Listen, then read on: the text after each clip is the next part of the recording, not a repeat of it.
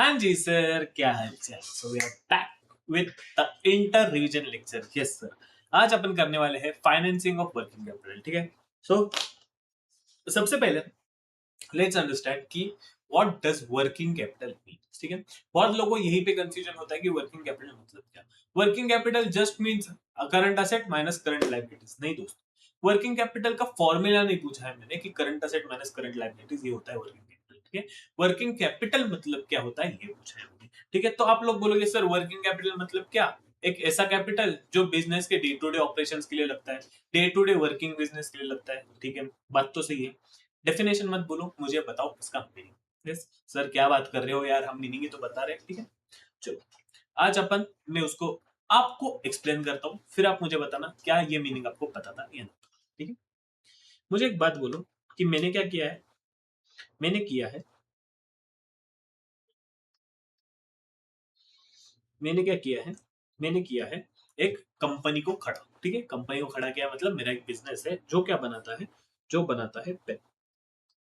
क्या बनाता है? पेन बनाता है दोस्तों। पेन, जो पेन आपको एग्जाम में यूज करना है वो पेन बनाता है। ठीक है। सो पेन बनाता है, तो वहां पे क्या हुआ कि मैंने अपने पेन की फैक्ट्री में से 10,000 पेन को प्रोड्यूस किया। 10,000 पेन। ये क्या है? ये मेरी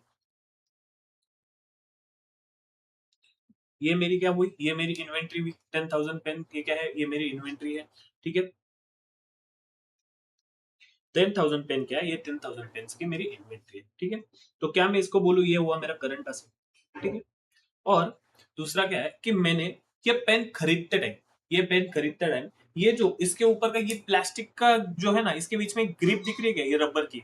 तो ये रबर की ग्रिप है ना, मैंने किस पे ली है? ये रबर की ग्रिप मैंने क्रेडिट पे ली है, उधारी पे ली है। मैंने किस पे ली है? ये रबर की ग्रिप मैंने क्रेडिट पे ली है, उधारी पे ली है। सो मेरे पास 10,000 पेन है तो 10,000 ग्रिप्स लगेगी। ये मैंने ली है ऑन क्रेडिट। तो ये क्या हो गया? ये हो गई मेरी करंट लायबिलिटी। ठीक है। अब मुझे बात, ये क्या है? ये मेरा टोटल पेन है। ठीक है। तो ये जो पेन है ये मेरी इन्वेंट्री में दिख रहा है। ठीक है। तो क्या मैं इसे बोलूं कि ये पेन बनाने के लिए मुझे कुछ कॉस्ट इनकर हुआ था, ये पेन मुझे बनाने के लिए कुछ कॉस्ट जो है वो इनकर हो गया था। Cost, cost. ठीक है। बट ये पेन में से, अरे ये वाला पार्ट तो मैंने उधारी पे लाया है ना, तो क्या यहाँ पे मेरी कॉस्ट इनकर हुई? तो यहाँ पे मेरी कॉस्ट इनकर नहीं हुई है। क्यों? क्योंकि यहाँ पे कॉस्ट इनकर हुई मतलब क्या हुआ? मेरा मनी ब्लॉक हो गया। और यहाँ पे मेरा मनी ब्लॉक नहीं हुआ, यहाँ पे एक ग्रिप मेरे पास है, तो यहाँ पे मेरा मनी नॉट ब्लॉक। तो इसी के लिए मेरा कितना पैसा बिजनेस में लगा है, बिजनेस के ऑपरेशंस में लगा है, उसे बोलते हैं वर्किंग कैपिटल। इसीलिए उसको बोलते हैं current assets minus current liabilities. जेब लगा सर। यस। 3 मिनट में मैंने आपको, जो लिटरली जो लोग क्वालिफाई होने के बाद भी जिनको ये लॉजिक नहीं पता रहता, वो मैंने आपको क्लियर कर दिया। Current asset minus current liability formula है, वो डे टू डे ऑपरेशंस में लगने वाला है। ये उसका डेफिनेशन में आता है, मीनिंग बोल सकते हैं। बट एक्चुअल लॉजिक क्या है, एक्चुअल ऐसा क्यों करते हैं, ये आपको समझा है या नहीं? अगर समझा है ना तो प्लीज नीचे कमेंट कर देना, मैं आपके कमेंट को लाइक करूंगा। Yes sir. चलो अब बात करते हैं financing of working capital. Financing मतलब क्या? फाइनेंस, फाइनेंस पैसा चाहिए भाई, पैसा चाहिए। मैं मेरा वर्किंग कैपिटल कहां से मैनेज करूंगा उसे बोलते हैं फाइनेंसिंग ऑफ वर्किंग कैपिटल। मेरा पैसा कहां से मैनेज होगा उसे बोलते हैं फाइनेंसिंग ऑफ वर्किंग कैपिटल। ठीक है। एक बार आपको रिवाइज कर लो कि ये वर्किंग कैपिटल का एक्चुअल मीनिंग है क्या। Yes sir.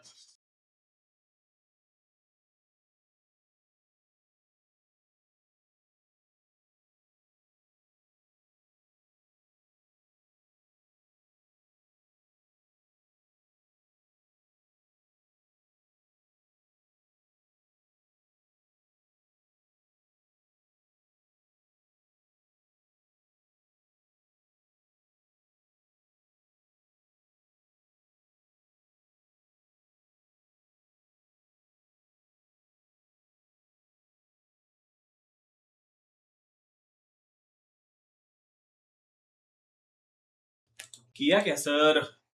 हाँ जी सर। ठीक है। तो सबसे पहले मुझे एक बात बताओ, जो हमें long term source of finance लगता है, long term source of finance का मतलब जो मुझे मशीनरी खरीदने के लिए चाहिए, मुझे कोई प्लांट डालना है उसके लिए चाहिए, मुझे कोई फैक्ट्री डालनी है उसके लिए चाहिए, ठीक है। जो ये मैंने पेन बनाया, पेन तो मैं कहीं पे फैक्ट्री में बनाऊंगा, तो वो फैक्ट्री बनाने के लिए जो मुझे कॉस्ट लगेगा, जो मुझे पैसा लगेगा, वो मैं working finance long term sources से लाऊंगा, ठीक है sir. So primarily supports fixed assets and secondarily provides a margin money for working capital. मतलब क्या भाई, मेरे पास थोड़ा फॉर एक्स्ट्रा पैसा बच गया, तो मैं उसको करंट असेट में, इसके वर्किंग कैपिटल में यूज कर लेता हूँ। बट ऐसे यूजुअली होता नहीं है। बोलते हैं ना कि बैंक क्या करती है भाई, तुम्हें पैसे तुम्हें नहीं देती है, बैंक डायरेक्टली क्या करती है, तुमको ये असेट खरीदने के लिए पैसा चाहिए ना। जैसे कि फॉर एग्जांपल मैंने क्या किया, मैंने ये कॉस्ट नो कॉस्ट पे मैंने ईएमआई पे ये फोन खरीदा है, ठीक है, ईएमआई पे ये मैंने फोन खरीदा है, तो बैंक ने क्या मुझे पैसे दिया, फिर मैंने उनको पेमेंट किया क्या? नहीं, बैंक ने डायरेक्टली सैमसंग वालों को जो है वो पैसे दे दिया। तो ऐसा यूजुअली होता नहीं है रियल लाइफ में, ठीक है। Whereas short term finance exclusively supports current asset, ठीक है, शॉर्ट टर्म फाइनेंस जो है वो एक्सक्लूसिवली करंट असेट्स को सपोर्ट करता है। समझ लो। करंट असेट्स मतलब ये। तो सोर्सेस ऑफ वर्किंग कैपिटल क्या होता है, मैं कहाँ कहाँ से ये सोर्सेस ला सकता हूँ? सबसे पहले ट्रेड क्रेडिट। ट्रेड क्रेडिट मतलब ये अपना जो उधारी पे हमने जो लाया, ये 10 क्रेडिट 1000 जो था, ये एग्जांपल, तो आपको आप ट्रेड क्रेडिट क्या है वो समझ गया रहेगा। सबसे पहले ट्रेड क्रेडिट, ठीक है। दूसरा क्या है? Bank credit. बैंक क्रेडिट मतलब क्या? बैंक से मैं क्या लूंगा? शॉर्ट टर्म लोन ले लूंगा, या फिर क्रेडिट कैश क्रेडिट ले लूंगा, या फिर ओवरड्राफ्ट फैसिलिटी ले लूंगा, ठीक है सर। क्या है उसका मीनिंग, वो मैं आपको बता देता हूँ, ठीक है। कमर्शियल पेपर मतलब क्या है? कमर्शियल पेपर मतलब unsecured short term promissory note है issued by the companies to raise fund. मतलब क्या? मैं पक्का पक्का पैसा दूंगा, ऐसा मैं लिख के देता हूँ, प्रॉमिस करता हूँ, आई प्रॉमिस टू पे पक्का पक्का पैसा, आई प्रॉमिस टू यू पक्का पक्का मैं पैसा दूंगा। प्रॉमिसरी नोट्स, कमर्शियल पेपर उसको क्लियर है सर। और फैक्टरिंग मतलब क्या? फैक्टरिंग मतलब क्या है ना, कि आप क्या करते हो, मेरे पास मैंने 10,000 लोगों को पैसे गुड्स बेचे, इसको 100 गुड्स बेचे, इसको 200 गुड्स बेचे, इसको 300 गुड्स बेचे, इसको 400 गुड्स बेचे, ठीक है। 10,000 मेरे कस्टमर से, बहुत बड़ा बिजनेस है भाई मेरा, 10,000 कस्टमर से, उसमें से 1,000 कस्टमर्स के पैसे मैंने कैश में लिए, बराबर। ऐसे कुछ कस्टमर रहेंगे ना जो कैश में पेमेंट करते हैं। बाकी के 8,000 कस्टमर्स ने क्या किया, 8,000 पे क्रेडिट पे लेके गए, बट उनका पैसा तो मुझे मिल गया। तो बचे हुए 1,000 कस्टमर्स का क्या हुआ? 1,000 कस्टमर्स का मुझे पैसा आ ही नहीं रहा है, मैं उनसे थक गया मांग मांग के कि भाई दे दे दे दे दे दे दे दे दे दे, वो दे ही नहीं रहा है। पैसे की बात कर रहा है यहाँ पे, मैं उसको कंटिन्यूस पैसा मांग रहा हूँ, पैसे दे नहीं रहे। तो उस केस में क्या करता हूँ, ये जो अकाउंट्स रिसीवेबल है, मैं उसको क्या करता हूँ, डिस्काउंट करता हूँ फॉर इमीडिएट। मतलब बैंक के पास जाता हूँ, मैं बोलता हूँ भाई देखो, मेरे ने ना इन 1,000 लोगों से मुझे टोटल 10 करोड़ रुपए आने, आप क्या करो, मुझे 9,50,00,000 रुपए दे दो, और ये रख लो। फिर इसके बाद जो 50 लाख का प्रॉफिट होगा वो आपका, आप आपके हिसाब से इसको वसूल करो। मतलब क्या किया मैंने, इसको डिस्काउंट पे बेच दिया, तो इसको बोलते हैं फैक्टरिंग। ये sir. So two important sources of working capital क्या है? टू इंपॉर्टेंट सोर्सेज है trade credit and bank credit और बोरोइंग। एंड अदर सोर्सेज क्या आता है? अदर सोर्सेज आता है factoring and commercial. Yes sir. So वही यहाँ पे लिखा है, ट्रेड क्रेडिट क्या है वो आपको समझ गया, ठीक है। सो यहाँ पे इनफॉर्मल अरेंजमेंट है, ठीक है, जो भी है मैंने आपको बता दिया। पढ़ना है तो पढ़ सकते हो, ठीक है, ऐसे आज तक पढ़ने की जरूरत नहीं है। लॉजिक आपको क्लियर है ना, तो बस हो गया, ठीक है। Debt bank credit as borrowing मतलब क्या? बैंक से अपन ने जो लोन लिया है वो होता है, ठीक है। उसमें क्या आता है, उसमें पे भी एक आ सकता है, बैंक क्रेडिट आता है, ओवरड्राफ्ट आता है, कैश क्रेडिट आता है, ठीक है। एक काम करते हैं, उसको वन बाय वन समझते क्या है, ठीक है। बैंक से क्या क्या आ सकता है? Overdraft facility. ओवरड्राफ्ट फैसिलिटी मतलब क्या? आपको पता है क्या कि वो आपके घर वाले का कोई बिजनेस रहेगा तो वो बोलते हैं हमने बैंक से ओडी लिया है। क्या ले रहा है? ओडी। ओडी लिया है, ओ डी। ओडी मतलब क्या? ओवरड्राफ्ट मतलब क्या, कि मेरे बैंक अकाउंट में है 5,000, बट मैंने पेमेंट किया है 6,000 का, तो ये 1,000 रुपए जो है वो मेरा ओवरड्राफ्ट हो गया। Bank allows withdrawal beyond the current account balance. Current account क्यों बोला मैंने? क्योंकि आपके पास बिजनेस अकाउंट होना चाहिए, इसीलिए मैंने बोला OD facility. Up to the sanction limit, मतलब मेरा लिमिट कितना है? 1,000 का लिमिट है। Interest is only charge on the total amount actually utilize, ठीक है। तो ये 1,000 का लिमिट है, तो मैंने 1,000 का 1,000 पूरा यूटिलाइज किया, तो मुझे पूरे पे इंटरेस्ट लेगा। इसमें से मैंने 500 यूटिलाइज किया, तो मुझे सिर्फ 500 पे इंटरेस्ट लेगा। ये होता है ओडी का मीनिंग। सर जिततेगा, जिततेगा मतलब समझतेगा, समझ रहा है क्या? Cash credit. कैश क्रेडिट मतलब क्या?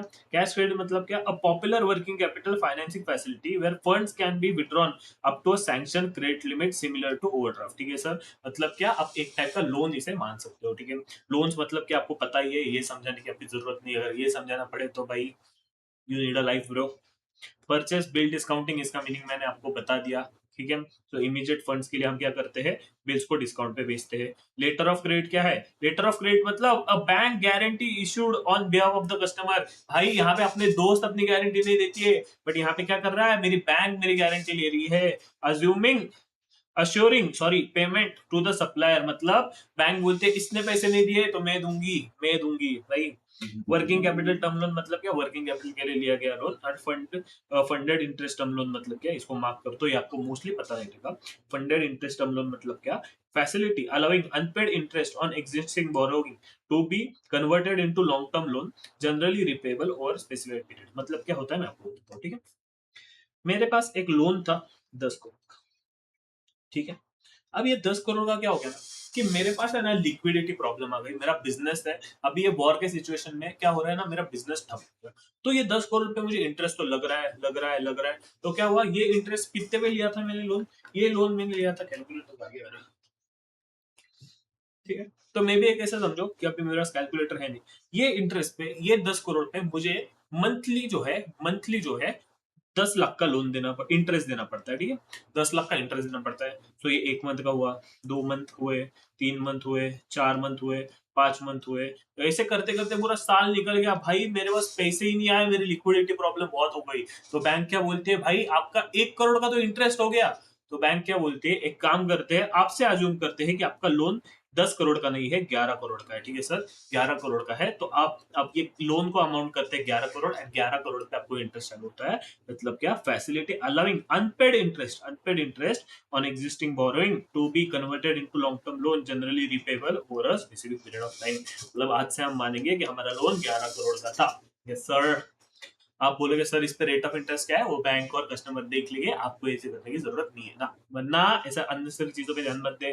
कमर्शियल पेपर मतलब क्या सर, हमका हमारे घर पे आता है न्यूज़पेपर, कमर्शियल पेपर मतलब क्या, commercial paper is a unsecured short term promissory note issued by highly reputed credit rated companies usually at discount. मतलब क्या है भाई, मैं बोलता हूँ कि मुझे 15 दिन के लिए पैसा चाहिए, मुझे 20 दिन के लिए पैसा चाहिए, मुझे 1 महीने के लिए पैसा चाहिए, मुझे 2 महीने के लिए पैसा चाहिए, ठीक है।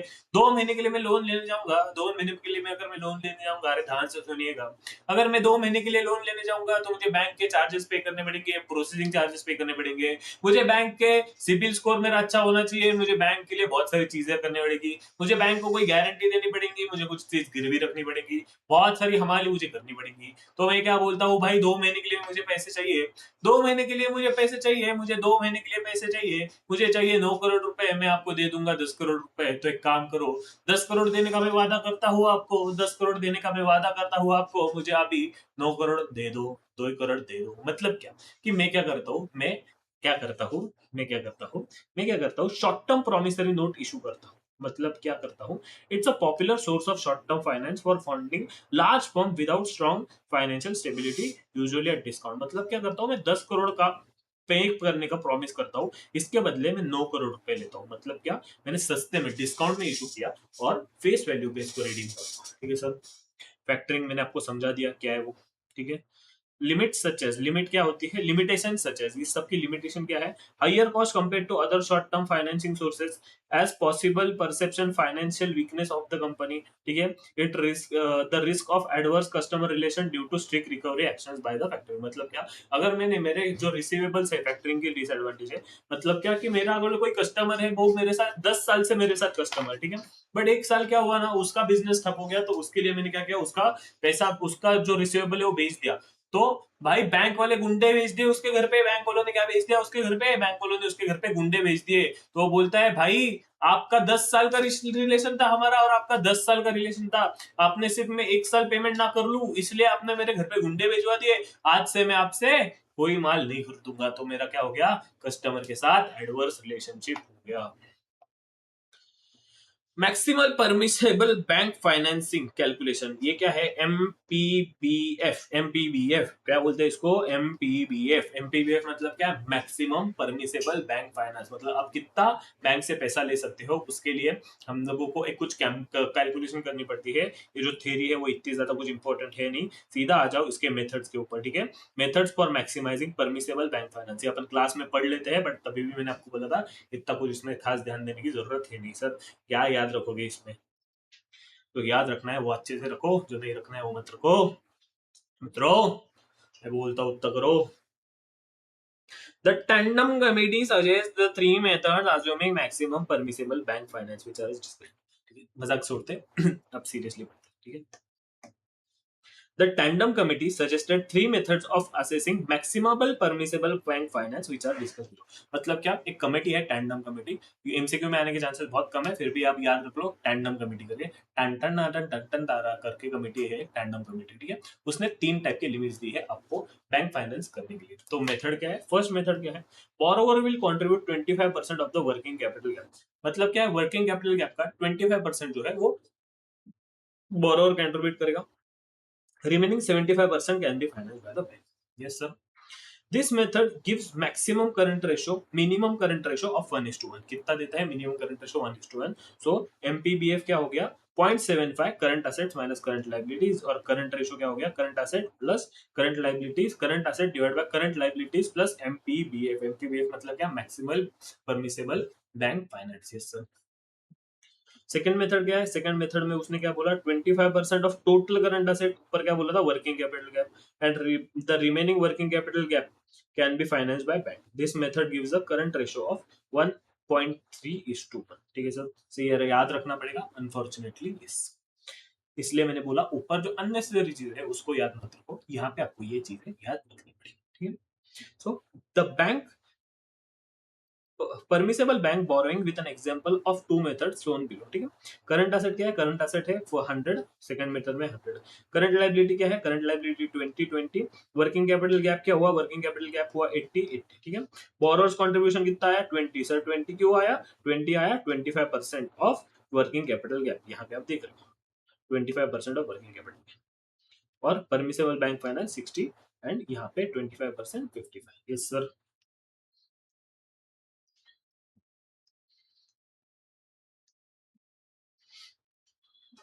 ये इसके रिलेटेड एग्जांपल है, आप इसको देख सकते हैं, ठीक है। प्लीज इसको रिवाइज करो, ये जो है बहुत ही इंपॉर्टेंट है, ये एक एग्जांपल में आपकी पूरी की पूरी कंसेप्ट जो है कवर हो जाती है। यस सर, ध्यान से देखो, सॉल्व करो, कोई टेंशन है नहीं।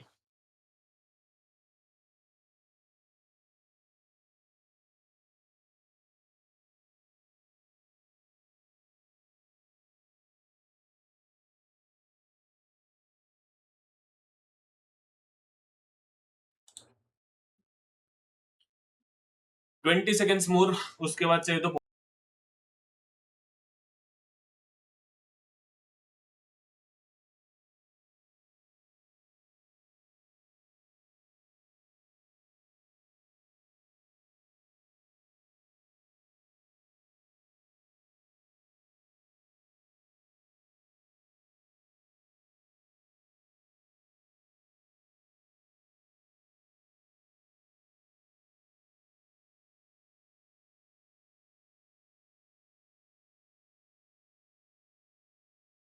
20 सेकेंड बोल के 30 सेकेंड दे दिए, सर मजाक करते हो, ठीक है। थर्ड मेथड क्या है, थर्ड मेथड क्या है, थर्ड मेथड है the borrower contribute 100 crores, 100% of core asset, sorry sir नींद आ रही है आपको, नहीं सर ऐसा कुछ नहीं, 100% of core assets and 25% of the balance of current assets, ठीक है। मतलब क्या, वो बताता हूँ एग्जांपल के साथ, टेंशन मत, ठीक है। The remaining working capital gap is finance from the bank, ठीक है। This method further strengthens the current ratio, ठीक है। Any deficiencies in working capital finance with a working capital term loan, ठीक है। एनी डेफिशिएंसी रहेगी कोई तो वो फाइनेंस किससे होगी, वो फाइनेंस होगी with working capital term loan से, हम उसको finance. When net working capital is negative और इनसफिशिएंट, मतलब क्या, नेट वर्किंग कैपिटल क्या होता है, अपना current asset minus current liability, ठीक है। The working capital term loan can be used to cover the deficiency. 25% of the additional working capital must be provided by the borrower's bank loan, borrower's bank, borrower's long-term loan. Bank can grant regular term loan against fixed assets. ठीक है sir, sir ये क्या हमको याद रखना है, third method का इतना कुछ है नहीं, फर्स्ट टू मेथड आपको अच्छे से याद, ठीक है सर। क्वेश्चन सॉल्विंग के टाइम कैसे लगता है, क्या लगता है, मैंने आपको सब बताया हुआ है, चाहिए तो मैं इसके क्वेश्चंस भी आपके लिए लेके आ सकता हूँ अगर आप कमेंट करते तो, ठीक है सर। टेंशन मतलब भाई, सब हो जाता है इजीली, कमर्शियल पेपर्स क्या है वो मैंने आपको बता दिया। सो मैच्योरिटी क्या होती है कमर्शियल पेपर्स की, यूजुअली होती है 91 डेज टू 360 डेज, ठीक है। 91 डेज टू 360 डेज, मैंने आपको बोला 3 महीने के लिए मुझे लोन चाहिए, 2 महीने के लिए लोन चाहिए, ऐसा हो सकता है, बट इट इज यूजुअली, ऐसा कंपलसरी नहीं है कोई भी, ठीक है। Commercial paper is sold at discount, मैंने आपको बोला for of its face value, 10 crore की फेस वैल्यू है, 2 करोड़ में बेचेंगे। इंटरेस्ट रेट क्या हो गया, इंटरेस्ट रेट हो गया वो जो 1 करोड़ जो है वो इंटरेस्ट ही हो गया ना उनका। So it is commercial generally not traded held maturity, ठीक है। अब तो 1-2 महीने का ये क्या ही ट्रेड करोगे, ठीक है sir. Commercial paper eligibility uses, ये क्या है, इसमें से आपको ऐसा कुछ याद रखने की कोई चीज नहीं है, एक बार पढ़ लो। रिलेटेड टू आरबीआई है, लार्ज क्रेडिट कंपनीज का ही कर सकती है, ठीक है। टेंजिबल नेटवर्थ उनका 5 करोड़ होना चाहिए, working based capital limit 5 crore होनी चाहिए, क्रेडिट रेटिंग मैंडेटरी है, करंट रेशो उनका मिनिमम 1.33:1 होना चाहिए, ठीक है। यूज क्या होता है, all issue expenses are borne by the issuing company, all पूरे के पूरे एक्सपेंसेस इशूइंग कंपनी बेयर करेगी। Minimum size of prescribe by RBI क्या है, सिंगल सी इशू 1 करोड़, और ईच सीपी क्या है, ईच कमर्शियल पेपर क्या है 25 लाख और उससे बड़ा होना चाहिए, ठीक है सर। और यहाँ पे एक कमेटी है, वागुल कमेटी, उन्होंने क्या बोला था कि हमारा 5 लाख से कम नहीं होना चाहिए, बट आरबीआई ने क्या बोला, आरबीआई ने बोला 25 लाख से बड़ा होना चाहिए, ठीक है। अब मुझे एक बात बताओ कि यहाँ पे आप लिमिट कौन सी यूज कर रहे हो, लॉजिकली सोचो। जब मैं वागुल कमेटी की लिमिट यूज कर रहा हूँ 5 लाख की, जब मैं वागुल कमेटी की 5 लाख की लिमिट यूज कर रहा हूँ, तो क्या हो रहा है, वागुल कमेटी के 5 लाख की लिमिट तो फुलफिल हो रही है, बट क्या 25 लाख की लिमिट फुलफिल हो रही है, क्या नहीं हो रही। बट जब मैं आरबीआई की 25 लाख की लिमिट फुलफिल कर रहा हूँ, तो एक 5 लाख की लिमिट ऑटोमेटिकली फुलफिल हो रही है ना, तो ऑटोमेटिकली 5 लाख की लिमिट हो जाएगी, तो बड़ी वाली हम हमेशा कंसिडर करते हैं। हर केस में यही होता है, भले ये हो कोई भी रियल लाइफ एग्जांपल, कोई भी एग्जांपल हो, हम हायर की लिमिट कंसिडर करते हैं तो लोअर ऑटोमेटिक फुलफिल हो जाती है। मैच्योरिटी पीरियड क्या होता है, 15 days to 1 year in India usually, ठीक है। ये इतना पढ़ने की जरूरत नहीं है एक्चुअल में, जो चीजें अननेसेसरी पढ़नी है ना, उसको नहीं पढ़नी है ना, उसके उसको पे मेहनत मत करो। नॉट जस्ट बिकॉज कि मैं एक 2-2 घंटे के रिवीजन लेक्चर चलूँ एंड उसमें से कोई फ्रूटफुल चीजें सिर्फ 20-25 मिनट की हो, इससे अच्छा जितना बेस्ट फ्रूटफुल चीजें हैं वही मैं अच्छे से आपको एक्सप्लेन कर दूँ, ठीक है। कॉस्ट ऑफ कमर्शियल पेपर क्या होगा, एक तो डिस्काउंट होगा, ठीक है। ये एटलीस्ट रेटिंग एजेंसी से इनकी रेटिंग करनी पड़ेगी भाई, इतना भी नहीं है, स्टैम्प ड्यूटी आपको पे करनी पड़ती है, एंड एजेंट चार्जेस अगर कोई रहेगा तो आपको वो पे करना पड़ेगा, ठीक है। इंटरेस्ट रेट क्या होगा, इंटरेस्ट रेट क्या होगा भाई, इंटरेस्ट रेट क्या होगा, दिमागी नहीं लगाना है। मैंने कितने में खरीदा, मैंने उसको खरीदा 10 करोड़ रुपए में, मैंने कितने में बेचा था, मैंने बेचा था 9 करोड़ रुपए में, तो मैंने इंटरेस्ट कितना पे किया, मैंने इंटरेस्ट पे किया 1 करोड़ का। कितने अमाउंट पे इंटरेस्ट पे किया, मैंने लोन कितने का लिया था, मैंने मार्केट से 9 लाख 9 करोड़ का लोन लिया था, मैंने 9 करोड़ 1 करोड़ का इंटरेस्ट पे किया, 9 लाख रुपए 9 करोड़ रुपए पे, तो 1/9 ये हो गया मेरा इंटरेस्ट। ये मेरा अगर 3 महीने का है तो मैं इसको करूंगा डिवाइडेड बाय 3 into 12 मंथ्स, क्योंकि मेरे को मिल जाएगा 12 साल का इंटरेस्ट। सो इंटरेस्ट क्या हो जाएगा, face value minus face price, ये face value minus face price, ठीक है। सेल प्राइस चाहिए, यहाँ पे ये गलत आ गया है, ठीक है। तो sale price divide by sale price 9 crore into 365 divided by maturity, yes sir. Example दिया है सपोज, या चलो ईमानदारी से, ईमानदारी से यह सब सॉल्व करो, ठीक है। मैंने अच्छे से एक्सप्लेन किया है, आपको करने की व्हाट वी से अलग से कुछ टेंशन लेने की जरूरत नहीं है, अच्छे से किया है मैंने। बस इतना याद रखना, इंटरेस्ट हमेशा टैक्स डिडक्टेबल होता है, इंटरेस्ट हमेशा टैक्स डिडक्टेबल होता है, इंटरेस्ट हमेशा टैक्स डिडक्टेबल होता है। अब करो, ठीक है सर, टेंशन मत लो, आपको आ जाएगा, अच्छे से कंसेप्ट एक्सप्लेन किया है मैंने, प्लीज सॉल्व करो, आपको खुद होके आ जाएगा, ठीक है। कुछ रहेगा तो मैं बाद में देखूंगा, यस सर।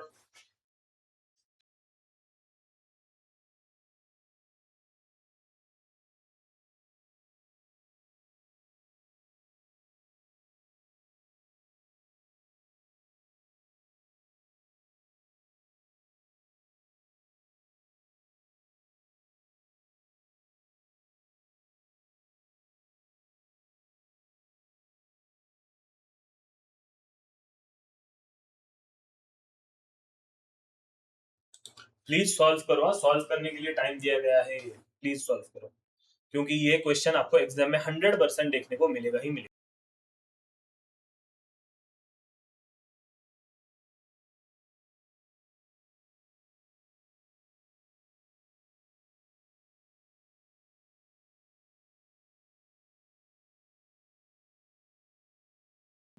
चलो सॉल्व करते हैं।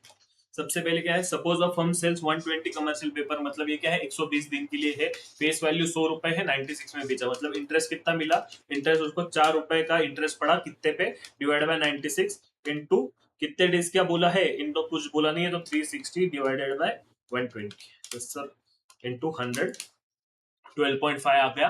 बट यहाँ पे टैक्स रेट दिया है, टैक्स रेट दिया है 35%, तो माइनस 35%, 8.124999, 8.13 जो है इसका आंसर आ गया। समझ लगा सर?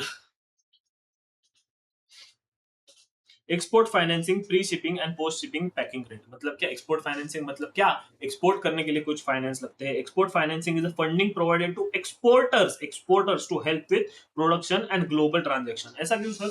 आप मुझे बात बताओ, जब हमारा एक्सपोर्ट बढ़ेगा तो क्या हो जाएगा, अगर मैंने यूएसए में एक्सपोर्ट किया तो क्या हो जाएगा, मुझे डॉलर्स मिलेगा, यस मेरा डॉलर्स बढ़ेगा। अगर मैंने चाइना में एक्सपोर्ट किया तो क्या हो गया, मेरा येन बढ़ेगा, मतलब मेरा फॉरेन करेंसी रिजर्व बढ़ेगा। क्या बढ़ेगा, एक्सपोर्ट करने से क्या बढ़ता है, हमारा फॉरेन करेंसी रिजर्व बढ़ता है, एक्सपोर्ट करने से हमारा फॉरेन करेंसी रिजर्व बढ़ता है। To ensure that goods can be produced and paid for on time, मतलब क्या ऐसा ये फाइनेंसिंग यूज आते हैं, इससे हमारा फॉरेन करेंसी रिजर्व बढ़ता है, तो उनसे इनको प्रमोट करने के लिए, उनके गुड्स अच्छे से प्रोड्यूस होने के लिए, टाइम पे पेमेंट होने के लिए इनको ये क्रेडिट फैसिलिटी दी जाती है। ये तो क्या है, it mitigates the risk payment, मतलब क्या अगर कोई इम्पोर्ट एक्सपोर्टर है बराबर, वो क्या हो जाएगा कि भाई अगर बाहर से उसको पैसे आए नहीं तो क्या हो जाएगा, उसकी रिस्क बढ़ जाएगी, इसलिए वो मिटिगेट करता है रिस्क पेमेंट, ठीक है। Fills gap between manufacturer and overseas supplier, enables exporter to access working capital before receiving payment, helps business expand globally, ठीक है। रीजंस वगैरह इतना कुछ पढ़ने की जरूरत नहीं है। टाइप्स क्या है वो देख लो। टाइप्स एक तो pre shipment finance and post shipment, नाम से ही समझ रहा है, थोड़ा दिमाग लगाओ। प्री शिपमेंट मतलब होगा क्या, शिपमेंट करने के पहले, एंड पोस्ट शिपमेंट क्या होगा, शिपमेंट करने के बाद। सर पोस्ट शिपमेंट क्यों, पोस्ट शिपमेंट ऐसा क्यों फाइनेंस लेगा भाई, हो गया ना पोस्ट शिपमेंट। सोचो, सोचो, take your time and think, तब तक हम प्री शिपमेंट डिस्कस करते हैं। Financing provided for purchasing, processing, manufacturing and packing goods before shipment, ठीक है। मतलब क्या हो गया, मुझे तो माल बनाना है, अरे माल बेचना है बाहर, तो उसके लिए माल तो बनाना पड़ेगा, ऐसे कुछ तो माल बनाऊंगा ना, कुछ कुछ, तो ये माल बनाने के लिए जो मुझे फाइनेंस लगेगा उसको बोलते हैं प्री शिपमेंट फाइनेंस, ठीक है। तो प्री शिपमेंट फाइनेंस की क्राइटेरिया क्या है, exporter must have 10 digit code, ठीक है। ये क्या है, वो आरबीआई के कॉशियस लिस्ट में नहीं होना चाहिए, रिक्वायर्ड लाइसेंस, ठीक है। ये इतना कुछ इंपॉर्टेंट है नहीं, ठीक है। डॉक्यूमेंट क्या चाहिए, डॉक्यूमेंट चाहिए firm order and proof of export, and eligibility criteria क्या होना चाहिए, एलिजिबिलिटी क्राइटेरिया होना चाहिए, packing credit can be provided to exporter और third party manufacturer if export requirements are outsource to them when order is divided between multiple, ठीक है। Post shipment क्या हो जाएगा कि it is granted after shipment until the export proceeds are realised, ठीक है। मतलब जब तक उनसे पैसे नहीं आते तब तक के लिए दिया जाता है। It includes various forms of credit against export document और गवर्नमेंट क्लेम्स, मतलब गवर्नमेंट जिनकी गारंटी लेती है तब, ठीक है। बाकी यहाँ पे कुछ ऐसा अच्छा इंपॉर्टेंट है नहीं, ठीक है। आपको मीनिंग बताता हूँ एक एक सबका। पोस्ट शिपमेंट फाइनेंस का ऑप्शन क्या होता है, export bill purchase discount negotiate, मतलब क्या जो बिल है मेरे पास में उसको डिस्काउंट कर दूंगा। एडवांस अगेंस्ट बिल, भाई मेरे पास पैसे तो आने वाले हैं बट 1 साल के बाद आने वाले, एक काम करो इसके अगेंस्ट मुझे एक लोन दे दो, ठीक है। Advance against duty drawback, duty drawback मतलब क्या आपको पता है, मैंने आपको बता दिया था। Advance against consignment exports, advance against undrawn balances, undrawn balances क्या मतलब, जो मैंने अब तक विड्रॉ नहीं किया है उसको, ठीक है। एक्सपोर्ट बिल परचेस मतलब क्या, वही अपना बिल परचेस होता है, वो बिल ऑफ लैंडिंग और एयरवे बिल्स जो अपने कस्टम्स के अंदर जीएसटी के अंदर पड़ा रहेगा। बिल फॉर कलेक्शन मतलब क्या, instead of discounting it is send for collection from the buyer, ठीक है सर। ड्यूटी ड्रॉबैक एडवांस मतलब क्या, exporters can receive advance against the duty drawback, then they are eligible for the government scheme provided, ठीक है। Consignment basis मतलब आपको पता है, कंसाइनमेंट बेसिस के ऊपर आप गुड्स बेचते हैं, means sells goods through an agent, मतलब एजेंट प्रिंसिपल एजेंट का जो होता है तो बोलते हैं कंसाइनमेंट। कंसाइनर कंसाइनी अपने अकाउंट में पड़ा रहेगा, ठीक है सर। व्हाट कैन को यहाँ पे इतना ये पढ़ने की जरूरत है नहीं, ठीक है, सच में बोल रहा हूँ, डॉक्यूमेंटेशन भी इतना याद रखने की जरूरत है, ठीक है। तो ये चैप्टर में हमको सबसे पहले इंपॉर्टेंट क्या याद रखना है, ये चैप्टर में हमको याद रखना है ये वाला पार्ट बहुत ज्यादा इंपॉर्टेंट है कमर्शियल पेपर का, ठीक है, बहुत ही ज्यादा इंपॉर्टेंट है। उसके बाद ये इसकी एक लिमिट्स याद रख लो, ये 2 लिमिट्स, ठीक है सर। एक कमर्शियल पेपर की, मतलब कमर्शियल पेपर वाला पार्ट जो है जो बहुत ज्यादा इंपॉर्टेंट है, ये एक बार देख सकते हो आप, ठीक है। उसके बाद ये वाला पार्ट जो है ये आपको याद रखना है sir. First method, second method, ठीक है। इसके बाद ये आप इसका मीनिंग तो मैंने आपको बता दिया, और सबसे पहले वर्किंग कैपिटल क्या होता है ये आपको हर बार मैं आपको याद दिलाऊंगा। क्लियर है सर? सो ये था अपना फाइनेंसिंग ऑफ वर्किंग कैपिटल का रिवीजन लेक्चर। बहुत ही इजी टॉपिक है, क्वेश्चंस आपको यहाँ से देखने को मिलते हैं, ठीक है सर। इसीलिए इस चैप्टर को गलती से भी स्किप मत करिएगा। एंड ये चैप्टर अगर आपका इस रिवीजन का पसंद आ गया रहेगा तो प्लीज नीचे कमेंट कर दीजिएगा। एंड अगर आपको इसके रिलेटेड और रिवीजन लेक्चर चाहिए तो मुझे बता दीजिएगा, मैं वो भी लेके आऊंगा, ठीक है sir. This was C Utkarsh Mehta signing off over and